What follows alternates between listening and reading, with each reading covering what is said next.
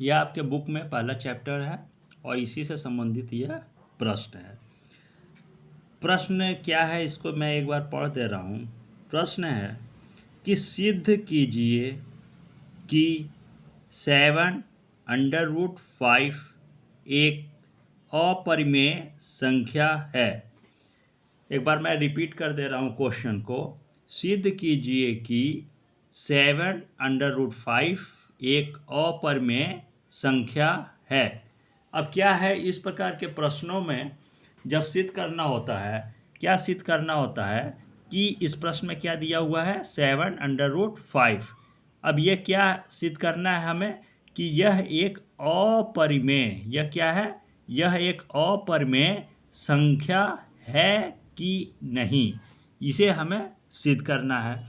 तो इस प्रकार के प्रश्नों को सबसे पहले क्या है, मान लेते हैं कि क्या मानते हैं कि इसको पहले परिमेय संख्या मान लेंगे। यहाँ कोई भी संख्या यहाँ चेंज करके प्रश्न में अक्सर परीक्षाओं में क्या है कि अक्सर चेंज कर देता है। तो यहाँ तो 7√5 है, तो ये क्या है, इसके बारे में सबसे पहले मान लेते हैं। और क्या मान लेते हैं कि यहाँ क्या मानेंगे कि 7√5 एक परिमेय संख्या है।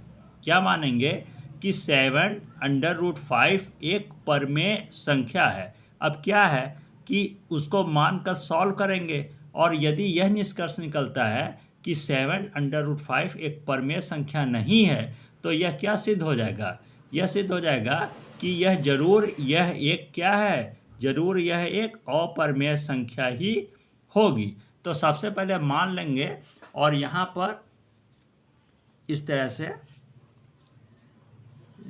यहाँ से क्वेश्चन में स्टार्ट करता हूँ।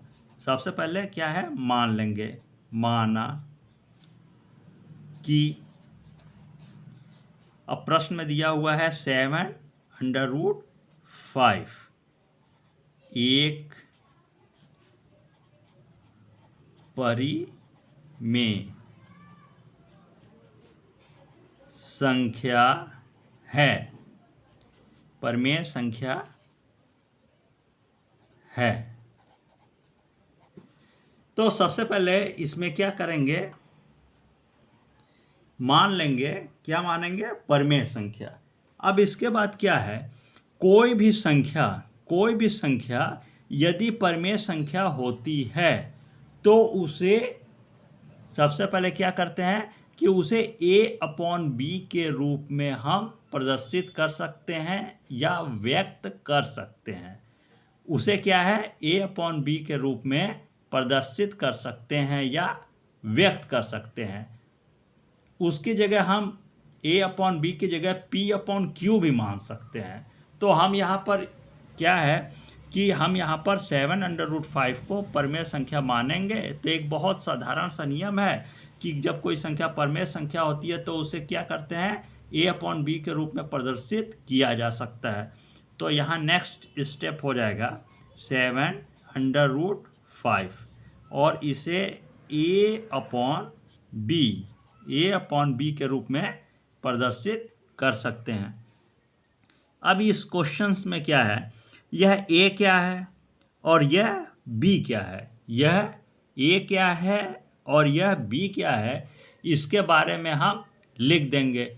और यह दोनों चीज़ क्या हैं, यह दोनों सह अभाज्य संख्याएं हैं।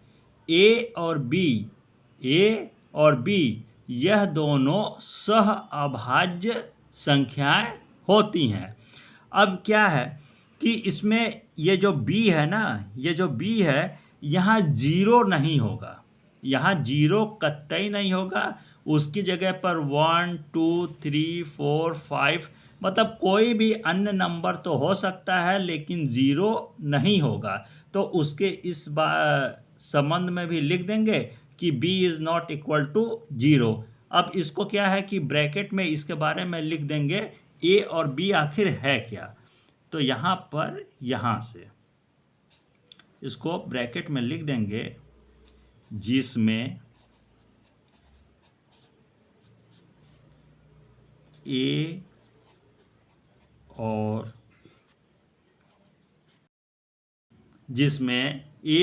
b सह अभाज्य संख्याएं हैं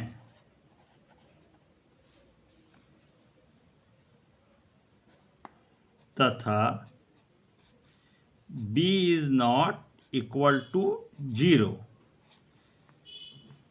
यहां पर इस बात को क्लियर कर देंगे कि a और b क्या हैं। तो a और b क्या है? सह अभाज्य संख्याएं हैं और b की जगह 0 कतई नहीं होगा, उसकी जगह 1 2 3 4 मतलब कोई अन्य नंबर तो हो सकता है लेकिन 0 कतई नहीं होगा। इसलिए इसके बारे में भी यहाँ लिख देंगे कि b is not equal to 0। अब इसके बाद नेक्स्ट स्टेप में इस प्रश्न को, बस इस प्रश्न में ध्यान देंगे, इस नेक्स्ट स्टेप को बहुत ही आसानी से इसका नेक्स्ट स्टेप बन सकता है। क्या है कि यदि मान लीजिए यह पहला पक्ष हो गया और इक्वल टू के बाद इधर जो है वह दूसरा पक्ष है, तो पहला पक्ष है 7/√5 और यह दूसरा पक्ष है a/b। तो जब यह 7 को क्या करेंगे, इसको पक्षांतर कर देंगे। 7 को क्या करेंगे, इक्वल टू के इस तरफ लाएंगे तो क्या हो जाएगा, यह 7 नीचे चला जाएगा और यहाँ पर क्या बन जाएगा 7b। बस इतना करना है नेक्स्ट स्टेप में। तो जब 7 पक्षांतर हो जाएगा तो इधर क्या बच जाएगा, इधर सिर्फ आपका बचेगा 5 और इक्वल टू a है और 7 को जब पक्षांतर हो जाएगा तो वो नीचे चला जाएगा तो नीचे हो जाएगा 7b। अब क्या है कि ये जो नेक्स्ट स्टेप है या ये बहुत इम्पॉर्टेंट है। यहाँ पर जो है इसके बाद इसको आपको कोई भी विशेष सॉल्व नहीं करना है, सिर्फ आपको यहाँ क्लियर करना होगा।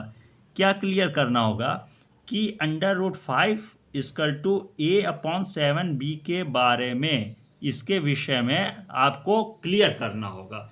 और क्या क्लियर कर सकते हैं कि जब हमने परमेय संख्या, बहुत ही सिंपल है, मैं बताना चाहूँगा कि आप इसके बारे में जो भी क्लियर कीजिए, इसके बारे में जो भी क्लियर कीजिए वह अपनी भाषा में और आसान शब्दों में जितना हो सके यदि आप क्लियर करेंगे तो उतना आप बेहतर से तेज़ी से प्रश्न को सॉल्व कर सकेंगे।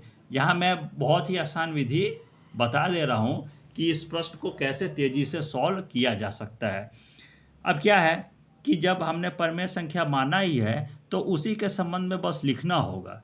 क्या लिखना होगा कि a और b और साथ ही साथ 7 यह सभी क्या है, यह सभी पूर्णांक हैं और यह सभी क्या हैं, यह सभी, यह पूरा का पूरा क्या है, परमेय संख्या माना है ना, तो उसके बारे में लिख देंगे यह सभी परमेय संख्या हैं। अब यह सभी जो परमेय संख्या हैं तो इस तरफ जो √5 है यह भी एक परमेय संख्या ही होगी, क्योंकि अगर इस तरफ परमेय संख्या है और यहाँ इक्वल टू लिखा ही है तो जाहिर है इस तरफ भी √5 भी परमेय संख्या ही होगी, यही लिखना है। और इसके बाद नीचे लिख देंगे कि लेकिन इससे इस तथ्य का विरोध होता है। मतलब एक विरोध क्या होता है कि जैसा कि हम पहले से ही जानते हैं, हमें पहले से ही ज्ञात है कि जैसा कि यहाँ पर यदि √2 होता है, यहाँ √5 की जगह किसी प्रश्न में √2 हो या √3 हो, और जैसा कि इस प्रश्न में √5 है तो √2 √3 या यहाँ पर जो दिया गया √5, यह सब क्या है, हमें पहले से ही ज्ञात है कि यह सभी क्या है, अपरिमेय संख्याएं ही हैं।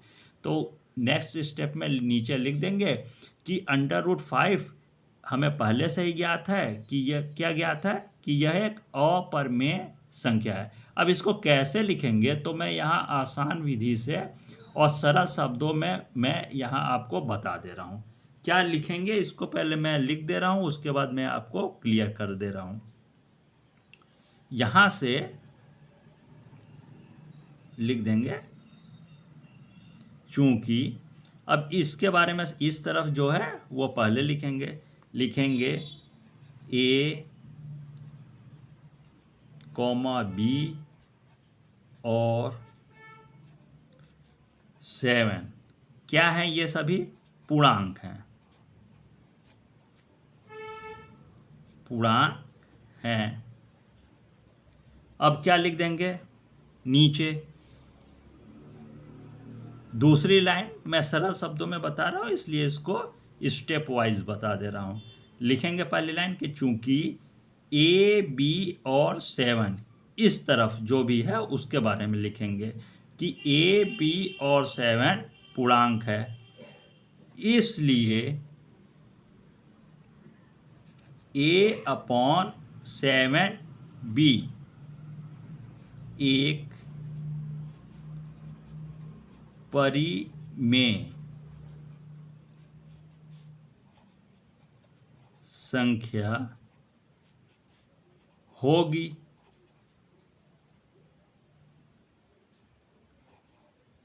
ये होगी और अब इस तरफ है √5 तो और √5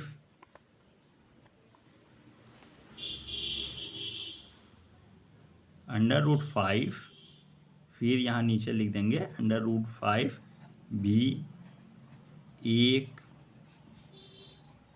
परिमेय संख्या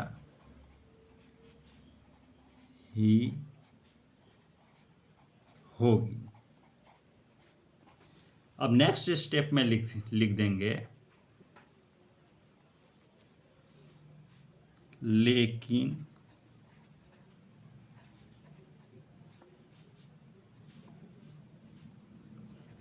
इससे इस तथ्य का, पहले मैं लिख दे रहा हूं उसके बाद मैं आपको क्लियर कर दे रहा हूं, इस तथ्य का विरोध होता है कि √5 एक और यहाँ एक मिनट यहाँ लिखा है मैंने कि होता है कि √5 एक